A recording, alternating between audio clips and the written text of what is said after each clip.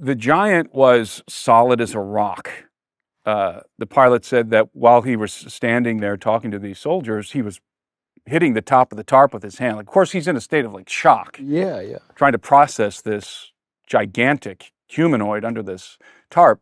And he said the guy was like a brick. He was like pure muscle. He said he didn't know if it was rigor mortis that had set in after death, but he said it was, the guy was, you could see his hands and his feet.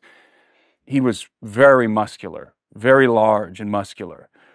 And he said that the giant's feet which were wrapped in very crude footwear, like a canvas type thing.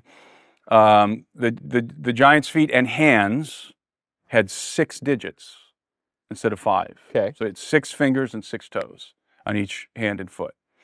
The giant's skin was a pale white. Again, he wasn't sure if it was because the giant had been dead for a couple of days or if that was the natural tone of the skin. But what really stood out to him was the red hair.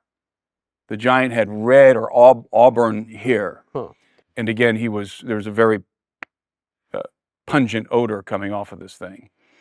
And so...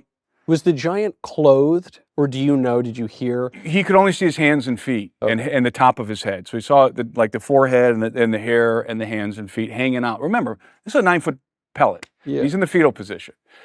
They had to weigh this cargo, obviously, before they put it on the C-130. So the loadmaster weighed it.